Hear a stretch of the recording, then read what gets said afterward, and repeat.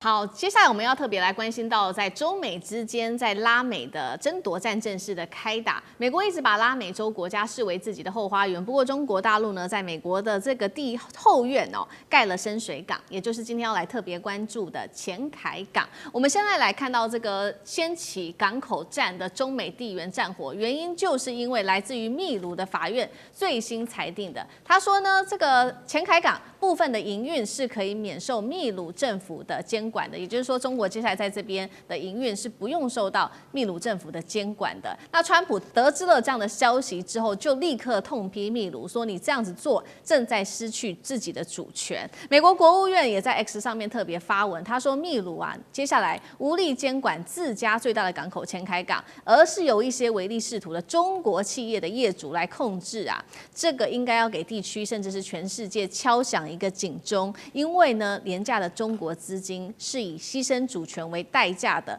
換來的。那麼我們来看到這個前凱港之所以美國這麼在意，就是因為中國大陸在這邊的投資還有戰略地位已經做了一個非常深層的掌握。中國在前凱港這邊投資金額是13億美元，也是中國大陸非常重要的在拉美的一帶一路的旗艦工程。當時是由習近平親自的他去做這個開採剪採的，是在2024年親自啟用的。那麼它的年吞吐量上看150萬 Q。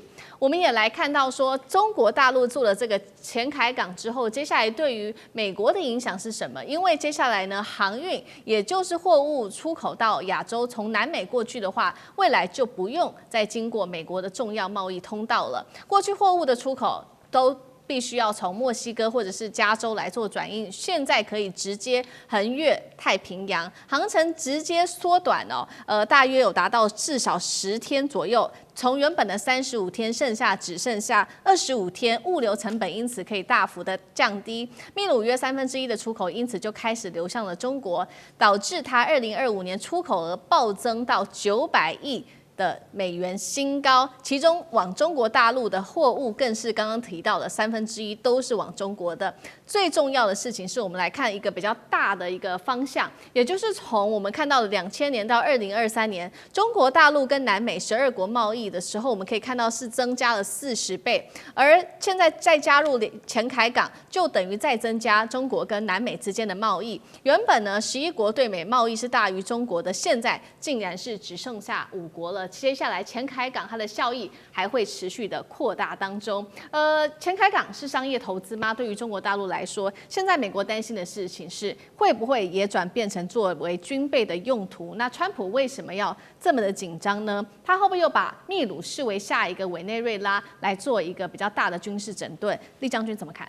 我覺得川普當然很緊張啊，他的所謂唐羅主義，他認為南美洲是他後花園都要受他所監管。那當然，最少第一個是巴拿馬港在巴拿馬港現在，李嘉誠可能已經掌控不住了，幾乎是被這個巴拿馬政府用零元購直接裁定他違法，巴拿馬政府就收回去了。但是前凱港跟巴拿馬港是不一樣，因為前凱港是國家跟國家所簽訂的契約，所由中國出資所蓋的那跟這個李嘉誠經營巴拿馬港，他只有經營權，那是完全不相同的。那美國這次川普當然非常緊張，第一個他會擔心，如果這次這個秘魯的法院已經裁定了，政府不可以去監管前凱港，因為前凱港從建港開始，一直到完工，一直到後來的後續的營運，幾乎都是由中國企業在主導。在這種狀況之下，當然你政府不能去監管。那當然，我覺得川普這次很明顯是在造謠生事這個他說會犧牲主權。我覺得這跟主權沒有關係，主權是你國家。什麼叫做主權呢？如果說前凱港變成中國的一個飛地那當然就是犧牲掉主權。可是前凱港畢竟它的主權還是在秘魯的政府國家手中那中國對這個地方對這個港口是只有目前來講它是營運跟這個經營而已那當然營運部分由於它所建設它管理各方面由中國來營運。那這個前凱港對整個這個南美洲跟中國來講有多重要？就像是主持人剛剛所講的一樣這個我們知道地球所謂大球航線，它如果從南美洲出發的話，走這個南太平洋直接到這邊來，反而比走赤道這個距離要近。那如果說以往來講，它必須要到美國去才能夠轉運到中國，當然航線上面會更遠。第二個，中間再經過轉運的港口會更遠。第三個你經過美國的港口，是不是讓美國港口有機會抽取過路費，抽取相關的稅收跟費用，所以就會增加營運成本了。但對美國來講，它這些港口是不是就因此沒有機會去抽過路費跟過路稅？將來中國直接跟南美洲的國家直接做經貿航運上的往來。我舉一個最簡單的例子，大家就可以了解。最近中國大陸很流行一種水果，叫做車厘子，也就是櫻桃啦。這個以往來講都是由美國運到中國去賣，賣的價位很貴。那其實南美洲也有生產這種也有生產櫻桃。那現在如果說從南美洲運到中國大陸去，第一個路程短，更新鮮、更好吃，而且價格來講會更便宜。那這個只是其中一樣。那另外來講，中國的電動車也可以借着這個秘魯港運到這個南美洲各個國家。我們知道，包括秘魯的總統已經對中國的電動車採取零關稅。為什麼他要採取零關稅呢？其實如果說是讓秘魯的國民可以有便宜的電動車可以使用的話，反而是造福民間的老百姓，讓他們有更好的生活機能跟生活設施，可以提高他們經濟水準。之所以說會不會考慮到當做軍港來使用，我認為是不會的，因為解放軍到現在為止，他的海軍大概還沒有這種企圖，也不會想要到美國的南美洲那邊去建立他的海軍基地，所以我覺得就這一點，川普是多慮的，他可能有這方面的擔心。所以說前海港以後會不會變成中國海軍在南美洲的一個基地，那對美國本身軍事上造成威脅，所以他才會講這種話，照這種謠啊，說主權，我覺得這是亂講的話了。我想稍微有常識的人都應該知道，這跟主權沒有關係。那中國解放軍，我認為也不會到這邊去建立軍港，倒是美國自己要到這邊去建立軍港。那我覺得這個對中國大陸來講的話，它還是以經貿為主哈，跟整個南美洲的經貿，包括到巴西啦、阿根廷啦、這個秘魯啦，這個甚至於墨西哥這些國家，將來可以利用這個前海港，跟這個不只是中國大陸，甚至於跟亞洲都可以有很好的經貿往來。好，有了前海港之後，整個中國大陸、整個亞洲，接下來跟南美洲國家的經貿關係就會變得更加的密切。對於美國的衝擊，除了在經貿上面，還有航運上面的衝擊之外，就是川普剛剛所擔心的，就是會不會轉變成軍事。那確實，美國現在自己在秘魯這邊，反而是要持續的擴大在這邊的軍港建設。投資的金額是已經批准了15億美元，要協助秘魯來擴建它的卡要港、它的海軍基地等等。那卡要港現在根據專家的分析，可能就會跟前海港一起來爭奪亞洲的貨運市場。美國所擔心的就是中國現在正在進入美國後院，而且是從海上打開。今天美國為什麼要急着去幫助這個卡要港擴建？會不會是他認為拉美已經開始在中國的掌控之下，逐漸達到戰略失守的目的？張將軍怎麼解讀？我認為這樣子，這個中國大陸的前海港，我認為它是站在一個先馳得點，它已經建好，現在已經在營運了。從前海港到中國大陸運貨物25天就到達了。這是海上的這種海上走廊。那前海港跟卡要港距離多少？距離60公里。前海港在北，秘魯的那個卡要港在南，那距離很近呢。那距離也很近，那這樣剛好是一個互補啊。這個前海港中國大陸在營運，這個卡要港是美國在營運，但是美國在新建當中，所以中國大陸我說它先佔這個先馳得點的這個上風。我有兩個是有競爭性，不是零和。這兩個有競爭性，也有互補性啊。對不對？這個是往那邊去，你不能通通都是前海港，不見得通通能夠吃得下來啊。那就是卡要港，就美國在做營運的。但是卡港現在正在整修整建，所以沒有辦法營運。但是那個地方等到中國大陸前海港營運成熟了，卡要港才出來。所以我說，先占原則已經產生了，先得利益。所以我倒認為在這一方面，中國大陸還是會略佔上風，在地緣政治，美國是佔上風。所以兩個互有利益，互有利弊。但是中國大陸一直在投資。現在我們回到基本面，就是什麼？我們強調製造業。秘魯、南美洲所需要的美國什麼東西？我認為要這樣。秘魯跟南美洲所需要的中國大陸什麼東西？我就出來這個需要的就是製造業。那美國東西都是貴，中國大陸東西都是便宜。在中南美洲的這人口結構跟 GDP 的結構，就是要便宜的東西。美國東西貴，中國大陸便宜，同樣的東西，那買中國大陸吧。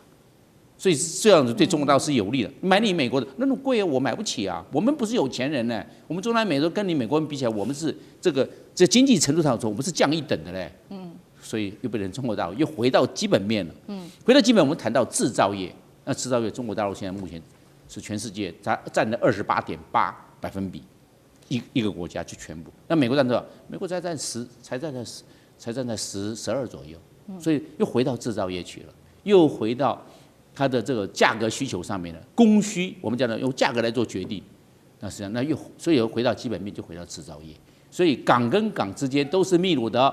他們的互補性也有競爭性，有互補，並不是完全零和。所以這樣來看的話，美國也看到這個問題。美國想想看，蓋港口並不能解決。如果蓋港口問題，美國要全世界蓋港口就好了，不要搞了製造業的問題。回到基本面，是這樣子。好，那這樣看起來，是不是美國的卡要港就比較難跟前凱港來做競爭？如果中國大陸掌握了這個南美洲所需要的，那聶老師又怎麼看？OK， 我覺得這個南美洲的國家其實他們沒有選擇權了，他們太小，就每一個國家分開都太，不是地多大的小的問題，像巴西很大，但是他們的國際中的力量太小，所以呢，美國如果是以霸權的時候，他們有時候不敢得罪，所以呢，那當中國這崛起之後，也給了非常多的幸福和機會給了這些國家，他們很想，我講心向可能會想向這個中國那裡靠攏，因為我想這個世界20年來已經看到了非常多南美洲。很多的這個隨經濟利益是從中國那裡來給的啦，就我講的幸福和機會。但是呢，美國就是一個霸主。那你這些在他的後花園這些小國，我們講南美有12個國家嘛，你要他完全背離，真的是有點難。還有這些國家說不好聽一點，不是知識程度都很高，他們知識程度會普遍稍微low 一點。這些國家的子民呢，說不好聽，他們過去是向往美國的，非常喜歡美國，甚至想偷渡美國的。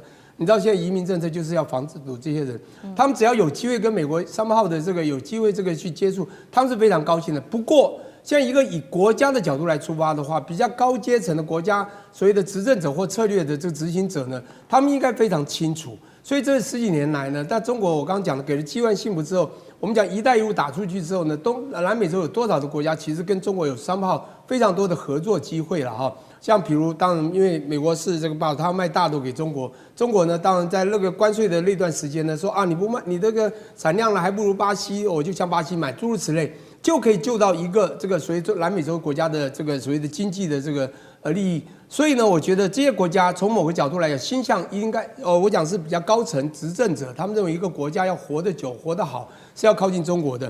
那這個我再回來講一下唐羅主義。大家都知道，這個羅文主義過去呢，它是一個比較防的主義，它也就是一樣是強調說西半球啊，這個中南美都是屬於它的這個後花園，你們不要來動。但他那時候是防歐洲，可是唐啊，這個當了川普呢，他就不一樣，所以唐羅主義這個是非常它有進攻性的。那他防的還不是歐洲而已，因為歐洲基本上他還是不希望他們來接觸這個拿掉他們的這個他認為他的這個後花園。可是中國不一樣哦。中國它好多地方都建港，像前凱港也好，或者過去李嘉誠好的是民間的，跟那個巴拿馬運河，為什麼川普一上來就要拿走？因為不止這幾個港，包括巴西啊，在很早期，其實他跟巴西也建了一些港，也就是在他後花園建置了一些，可能呢對這個美國是有威脅的。那重點就在美國真的，我覺得川普了哈，他感覺威脅太大，他講 MAGA， 中國的威脅太大，壓力太大，他要怎麼去抵制它，的確是一個問題。所以呢，當看到中國一到這個南美洲甚至中美洲去做一些動作時，他就會怕，他就要用各種封鎖。我們都非常清楚啊，這一帶一路啊，從2013年起是已經走到了很多國家。當時他現在講的這些話，當時不就很多次美國不是都在講嗎？說這個中國做一帶一路呢，就是要欺負，要拿你的主權，想用這個發債呢，想要吃掉你的土地啊，要搶你的港口等等，這都是認知戰嘛。那什麼叫唯利是圖？什麼叫商人唯利是圖？商人你用唯利是圖也可以。你說他是為了獲取利益，那他可以打造另外一個國家的港口，把它建置得很好，讓這個國家經濟也能夠這個booming也能夠繁榮，這是好事啊！你為什麼要講唯利是圖？所以他們這個用語你就知道，美國用 CIA 也好，或者川普他現在就典型的不斷的用認知戰，告訴世界中國是有問題的。即便我在這邊弄個港口，想讓你賺錢，也是叫唯利是圖。那麼明明就是講不好聽，它就是中國製造東西，基建狂魔，東西又很便宜，對不對？量產又大，然後呢，你就要說他用廉價的這個商品要來怎麼樣，要來犧牲你的主權。